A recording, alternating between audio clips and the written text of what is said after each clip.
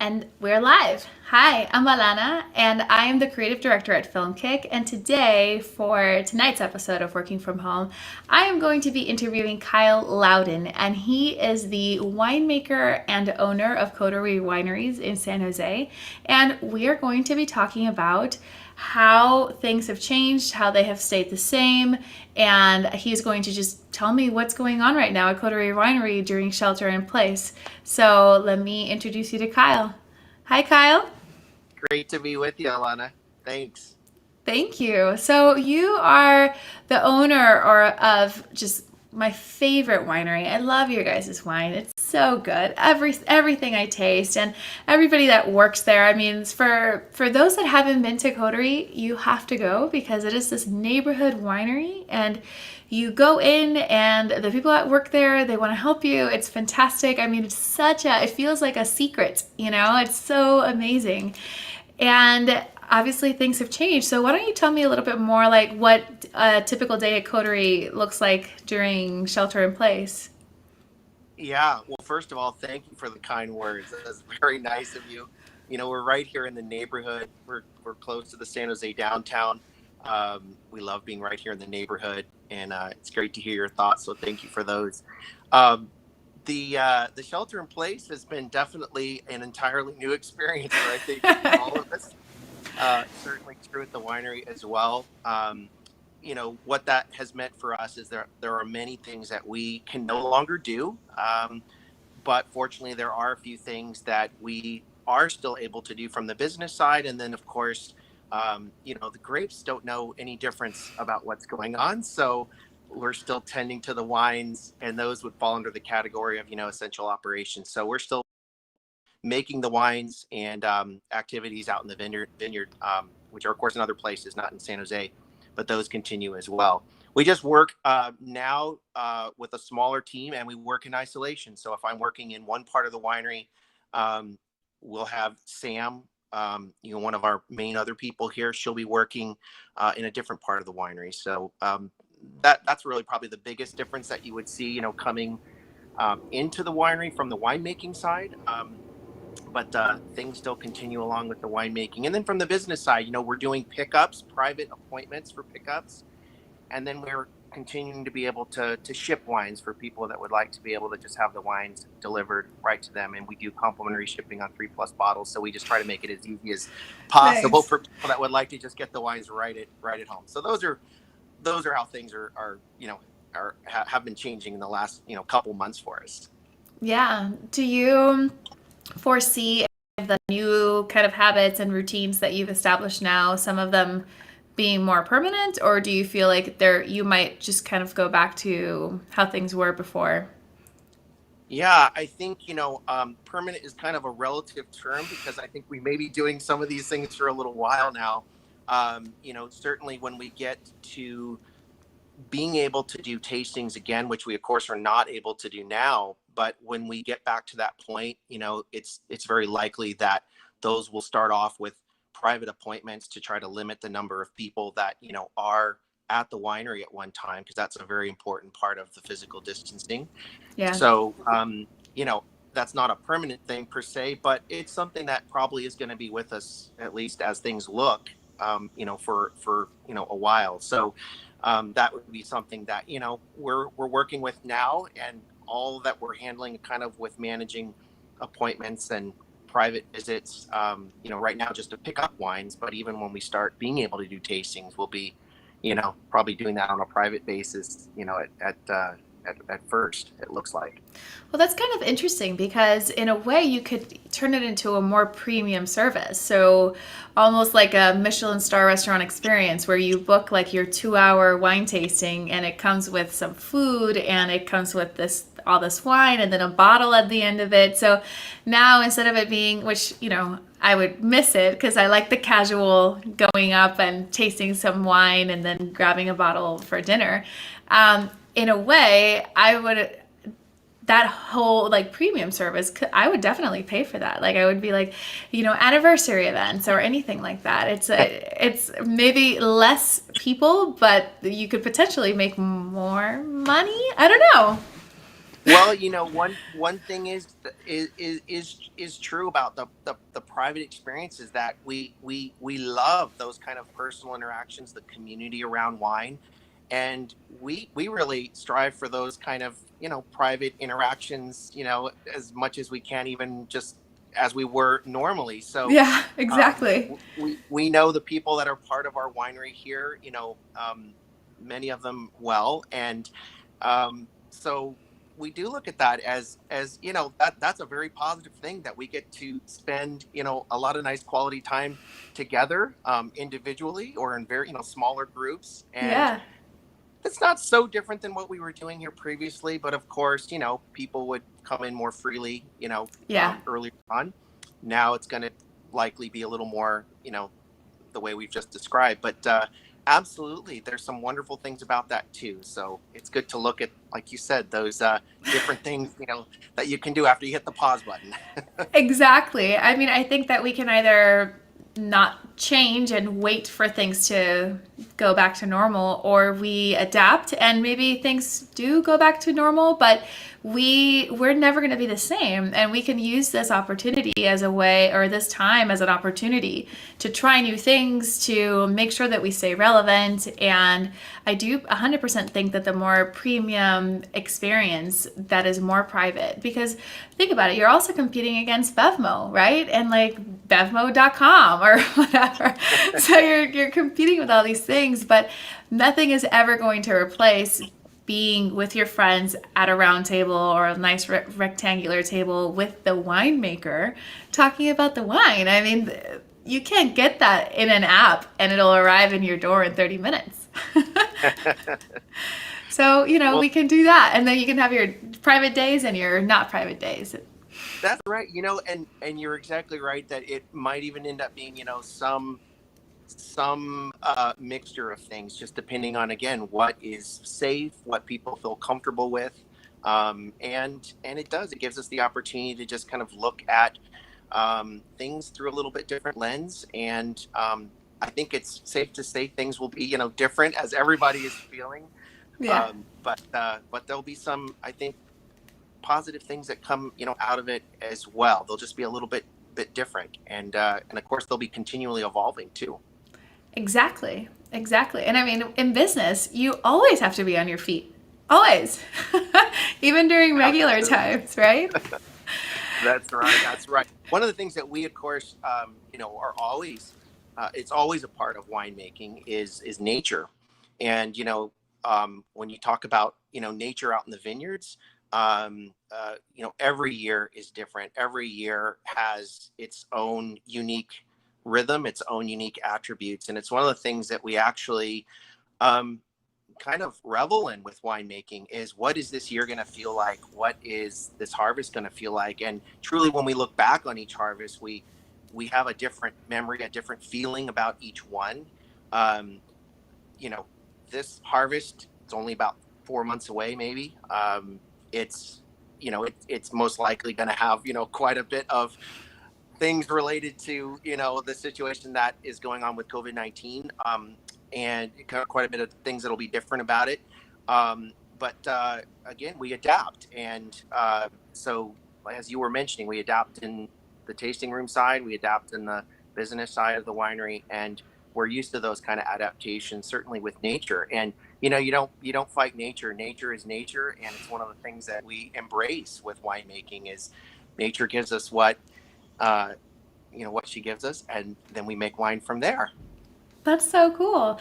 So tell me, not pandemic related, or maybe it would be, but can you tell how that harvest is going to be based on how the year has been? Like, oh, it's been raining a lot, or oh, there were the fires. Like, does that give you any kind of sixth sense as to what's to expect from your harvest? And if so, what do you think is going to happen this year? What do you predict? Yeah, it's a good question. At this stage of things, we of course still have quite a ways to go. So what we're seeing out in the vineyard at this stage is still just the early part of the vintage. But we all here probably remember, pretty well the feeling of what this winter was. We had a pretty good uh, period of rain early Yeah. on in the Yeah. winter, and then when we hit the middle part of winter, it just completely stopped, and so we had this sudden sort of period where we didn't get the rain. So what looked like it was going to be a very, maybe potentially quite wet winter, it in the end ended up being there was some moisture, but we ended up in the end being you know. Not dry, but certainly drier than what I think it first looked like. So Yeah. um, that, of course, impacts what we will potentially see coming down the road. The grapevines, they go very deep for their water, so it's something that again, those impacts aren't necessarily all immediate, but some things that are a little bit more immediate would be things like if we had frost events, or if we had particular warming and then a real cold spell. We haven't had any of those of any significance in any of our vineyards, and our vineyards are scattered kind of an hour to 2 hours, 2.5 hours in all directions. So it depends on Wow. where you're looking at too. But we've been fortunate that everything so far has been in good order with all those kind of major type of events. And then right now the vines are basically going through their flowering, and are getting close to the point where they'd be doing their fruit set, depending on where you are. And that, of course, will tell us a lot also about kind of how we've at least set ourselves up maybe for harvest. And then there's a lot of time between now and then, so a lot of things can happen. Yes. Yes, that's true. Wow. Well, that's so interesting. I mean, hearing you talking about that, that's why people talk about the years and things that happen in the years. And I have to say, I only have recently become a wine lover. And so, I mean, recently in the last maybe 3, 4 years. But and even especially living in California, I always felt like, wow, I haven't been to Napa. I haven't been to Sonoma. I just came and I worked. I just sat in front of my computer or in front of a camera and I just worked. And I recently was like, okay, I get it. I understand. I can tell the difference now when I drink it. I don't know the right words to use. I just know that it tastes better or it doesn't taste as good. And I start seeing what people are saying. So hearing you, I'm like, wow. I mean, have you been out recently? It is beautiful. Right now, it is It is. so beautiful. The air is so clean, and it's pollen season right now. So all of these, these trees on the Alameda that they have that little flower thing and they just fall on the floor and they explode into a million pieces. So I'm running and I feel all that pollen in my face and it's like, and even with that experience, it is still the most pleasant breathing experience that I have normally running outside. It's so nice. It is. It's beautiful right now. And for those of you that are listening that can't that aren't in the area and can't see what we're feeling right now, today was probably one of the most perfect sort of temperature days. Beautiful clear blue sky. There's a little bit of pollen out there for sure. We have an olive tree actually that it's a fruiting olive tree in the back of our yard, and we love the tree. But this is exactly when it drops pollen everywhere, and so yeah, it was just this past week. But aside from that, the weather is absolutely gorgeous, and the grapevines love it too. They really get going when you start to see those temperatures that are kind of in those sort of 80s or so, and we're Oh, lower than okay. that right Yeah. now. But we'll have plenty of those days in the summer, so no rush for that. Those will be just fine coming down the road. Yes, yes, but definitely, I mean, nothing beats the weather in California. Oh my goodness, it's We just have it good. so it's Yeah. we do. All right, Kyle. So tell me, going back to the business and then going back to just different practices that you have done differently. As a winemaker, you make certain decisions and you've changed some things of the process. Really, not anything, right? Because the wine just does its thing, and you just make sure that it does its thing. Well, yeah, and so maybe I can clarify a little bit from the winemaking side, and Yeah. maybe it touches a little bit on the business. I mean, there of course are things that we're continuing to do with the winemaking, and those, you're right, they don't change dramatically because of the situation that I'm with the COVID-19 order. But maybe the timing of some things, when we might be bottling something, Mm. bottling lines, for example, are basically pretty close quarters, even the ones that have, some automation involved. Um, that's not something that is particularly, something you can really do easily right now. So it's possible, I suppose, that some wineries could have setups where there's a little more spacing involved. But for us, for example, we oftentimes would bottle some wines in May. This year, we've opted that that would not be a good thing to be doing, and we'll just delay those wines.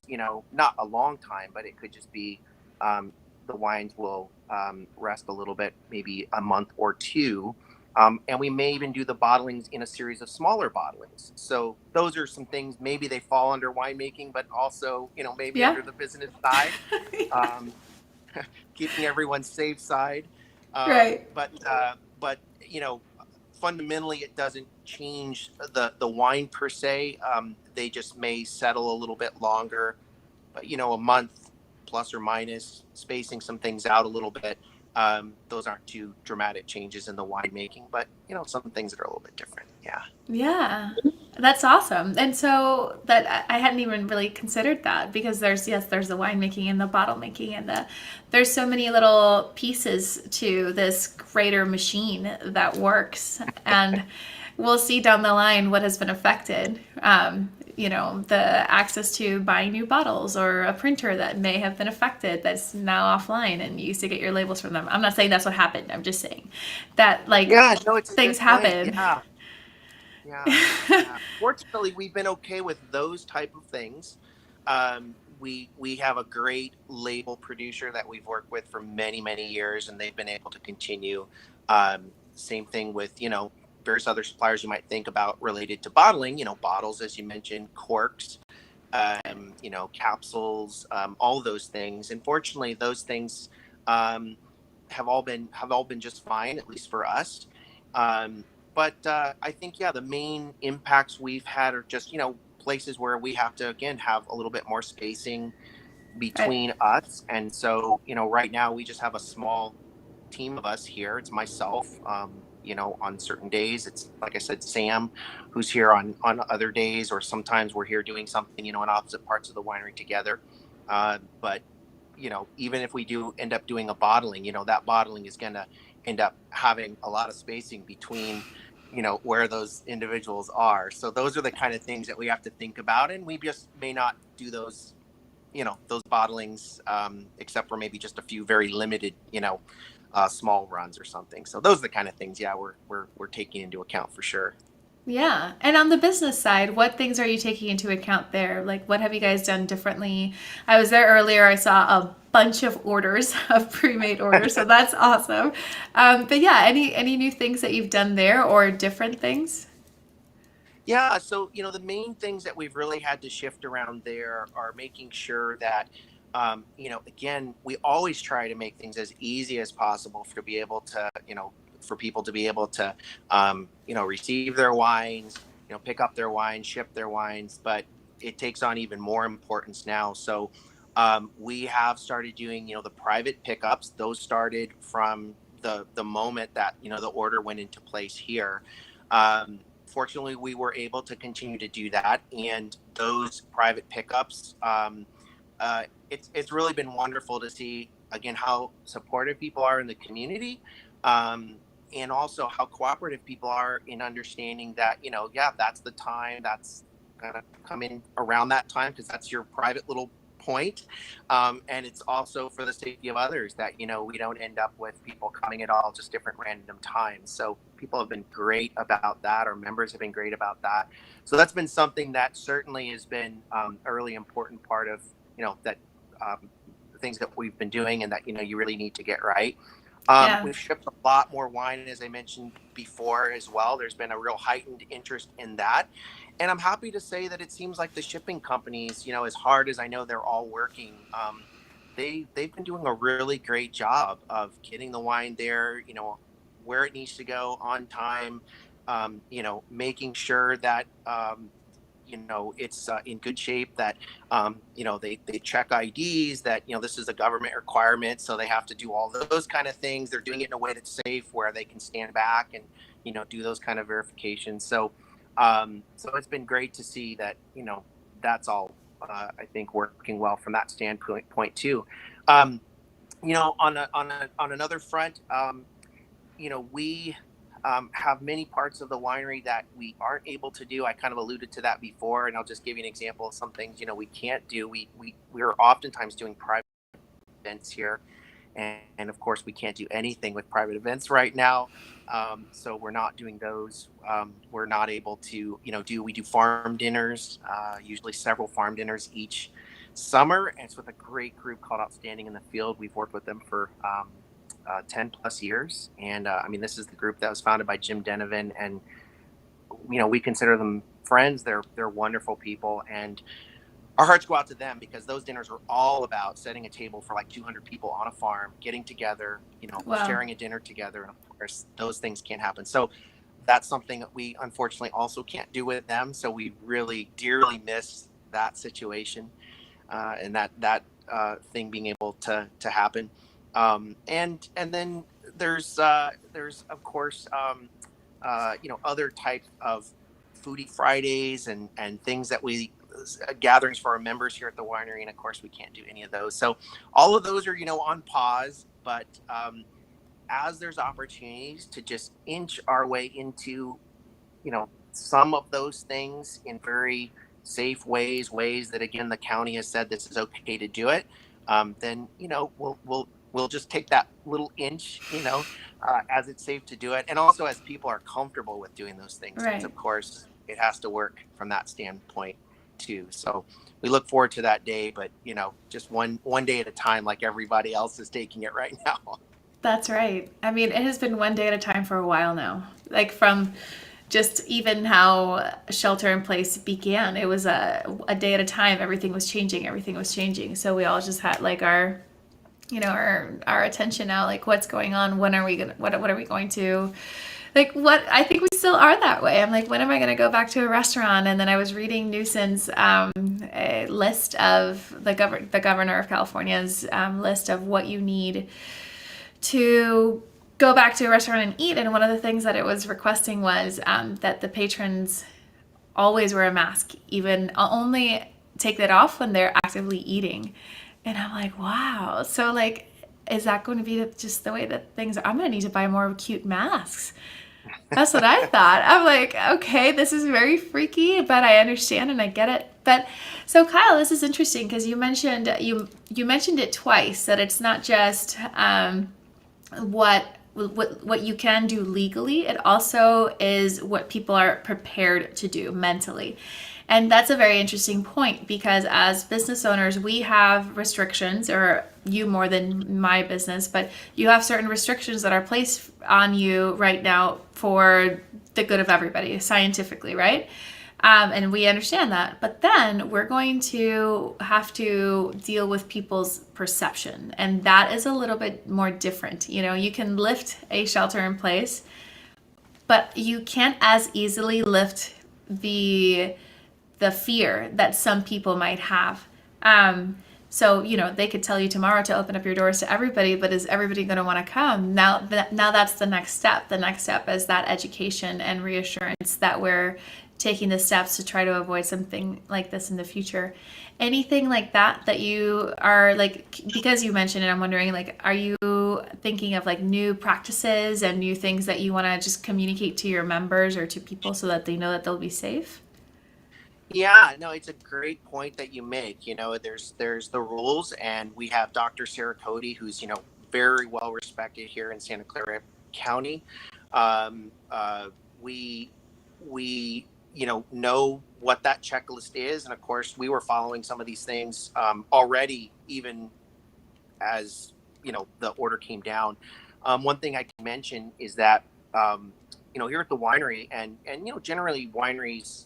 Uh, Speaking generally for wineries, I think it's safe to say that there's a lot of sanitation around wineries to begin with. So there's a lot of things that we're already really familiar with doing in the back of the winery, and so wineries, we're really familiar with keeping things clean around the wines. There's nothing that can harm you in wines, but there's certainly things that if you don't have good sanitation around the winery, can affect, flavors of wines, or just, the overall health of the wine. So, we're already familiar with a lot of things around sanitation. And like I said, there's a checklist that we follow, of course, that's put out by the county, that we follow at the front of the winery, many things of which we were already doing. But of course, now there's just, a heightened frequency, or a heightened,